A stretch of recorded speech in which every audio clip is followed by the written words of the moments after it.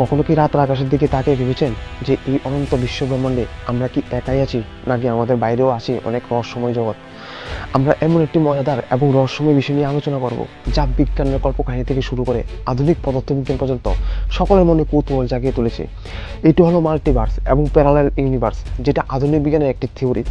আধুনিক বিজ্ঞানী Stephen Hawkings এই থিওরি দিয়েছেন। তার মতে যেই রকম আমাদের ব্রহ্মাণ্ড রয়েছে, এক্স্যাক্টলি ওই রকম আরও অনেক ব্রহ্মাণ্ড থাকতে পারে, একদম আমাদের ব্রহ্মাণ্ডের হুবহু কপি, যেগুলির মধ্যে থাকতে পারে আমাদের ব্রহ্মাণ্ডের মতোই পৃথিবী, সূর্য, গ্যালাক্সি, ইভেন ব্ল্যাক হোল পর্যন্ত।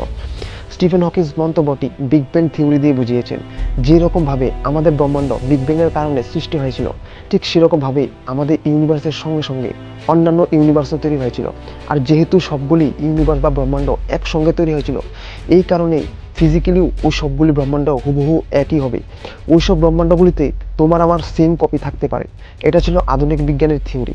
কিন্তু আপনারা কি জানেন বৈদিক গ্রন্থে এই সব কিছুরই বর্ণনা আছে? আজকের এই ভিডিওতে আমরা বিষয়গুলি সহজভাবে অন্বেষণ করব। তো ভিডিওটি শেষ পর্যন্ত দেখতে থাকুন এবং রহস্যের জগতে ডুব দিন। প্রথমত আপনাদেরকে আমি আমাদের পৃথিবী থেকে ব্রহ্মাণ্ড অব্দি একটি যাত্রা দেখাই, যেটা আধুনিক বিজ্ঞান আবিষ্কার করেছে। তো এই হলো আমাদের সৌরজগৎ। মাঝখানে রয়েছে সূর্য। সূর্যকে আমরা নক্ষত্র বলি, স্টারও বলি, আবার তারাও বলে থাকি, কারণ তার নিজস্ব আলো আছে। এবং তার পাশে রয়েছে আমাদের পৃথিবী সহকারে আরও 7টি গ্রহ। এই পৃথিবী সহকারে 8টি গ্রহ এবং একটি সূর্য মিলে তৈরি হয় একটি সৌরজগৎ। এরকম বিলিয়ন বিলিয়ন সৌরজগৎ মিলে তৈরি হয় একটি গ্যালাক্সি। আমরা যে গ্যালাক্সিতে বাস করি তার নাম হচ্ছে মিল্কওয়ে বা আকাশগঙ্গা গ্যালাক্সি, যার মধ্যে 100 থেকে 400 বিলিয়ন সূর্য বা নক্ষত্র রয়েছে। সেই 100 থেকে 400 বিলিয়ন সূর্যকে কেন্দ্র করে 400 বিলিয়ন পৃথিবীও থাকতে পারে। বিজ্ঞানীদের ধারণা এইরকম 100 থেকে 200 বিলিয়ন গ্যালাক্সি নিয়ে তৈরি হয় একটি ব্রহ্মাণ্ড।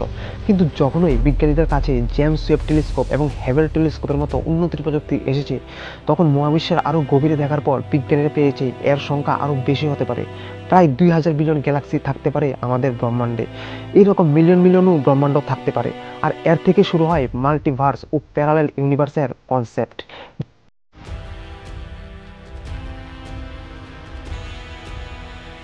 হিন্দু বেদের মধ্যে লেখা একটি কাহিনী। একদিন ভগবান ব্রহ্মা দ্বাপর যুগে শ্রীকৃষ্ণের সাথে দেখা করার জন্য ব্রহ্মলোক থেকে পৃথিবীলোকে অর্থাৎ দুয়ারেতে এসেছিল। তখন দুয়ারপাল ব্রহ্মাকে ভিতরে যেতে বাধা দেয়।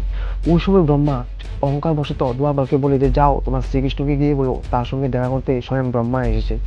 দুয়ারপাল শ্রীকৃষ্ণের কাছে গিয়ে সেই কথা বলে। তখন শ্রীকৃষ্ণ দুয়ারপালকে বলে দেয় যে গিয়ে ব্রহ্মাকে জিজ্ঞেস করতে যে সে কোন ব্রহ্মা। তখন দুয়ারপাল শ্রীকৃষ্ণের কথা অনুযায়ী ব্রহ্মার কাছে গিয়ে বলে যে সে কোন ব্রহ্মা। দুয়ারপালের এই প্রশ্ন শুনে ব্রহ্মা বলে যে আমার মতো আরও অনেক ব্রহ্মা আছে নাকি। দুয়ারপাল ব্রহ্মার প্রশ্নের কোনো উত্তর না দেওয়ায় ব্রহ্মা দুয়ারপালকে বলে যে যাও গিয়ে শ্রীকৃষ্ণকে বলো 4 মাথাযুক্ত ব্রহ্মা এসেছে। তখন শ্রীকৃষ্ণ দুয়ারপালকে বলে ব্রহ্মাকে নিয়ে আসতে। ব্রহ্মা শ্রীকৃষ্ণের সাথে দেখা করার পর প্রশ্ন করে যে হে প্রভু, আপনি দুয়ারপালকে এইরকম প্রশ্ন বলে কেন পাঠিয়েছেন যে আমি কোন ব্রহ্মা, আমি ছাড়া কি আরও অনেক ব্রহ্মা আছে নাকি।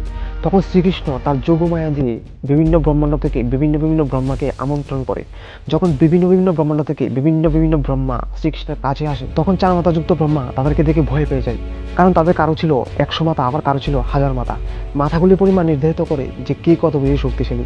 তখন 4 মাথাযুক্ত ব্রহ্মা শ্রীকৃষ্ণের সামনে হাত জোড় করে মাটিতে বসে পড়ে। শ্রীকৃষ্ণ তখন ব্রহ্মাকে বলে যে তুমি একা না, যে সকল ব্রহ্মাণ্ডকে চালাও, তোমার মতো অনন্ত ব্রহ্মাণ্ড রয়েছে, আর সেই অনন্ত ব্রহ্মাণ্ডের জন্য আমি অনন্ত ব্রহ্মাকে দায়িত্ব দিয়ে রেখেছি, যারা তোমার থেকেও বেশি শক্তিশালী। তখন 4 মাথাযুক্ত ব্রহ্মা যে একটা অহংকার ছিল সেটা নষ্ট হয়ে গেল। আর এখান থেকে আমরা মাল্টিভার্স বা অনন্ত ব্রহ্মাণ্ডের একটি বিবরণ পাই। ত্রেতা যুগে যখন ভগবান রামের পৃথিবী ছাড়ার সময় হলো, তখন যমরাজ রামকে নিতে আসে এবং বলে যে প্রভু, আপনার পৃথিবী ছেড়ে বৈকুণ্ঠে যাওয়ার সময় হয়ে গেছে।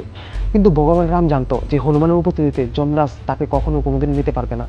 তাই ভগবান রাম তার আঙ্গুল দিয়ে পৃথিবী লোক থেকে পাতাল লোকে একটি ছিদ্র করে এবং তার আংটি সেই ছিদ্রের মধ্যে ফেলে দেয় এবং হনুমানকে বলে যে হনুমান, আমার আংটিটা ছিদ্রে পড়ে গেছে, তুমি ছিদ্র থেকে আমার আংটিটা কি নিয়ে আসতে পারবে।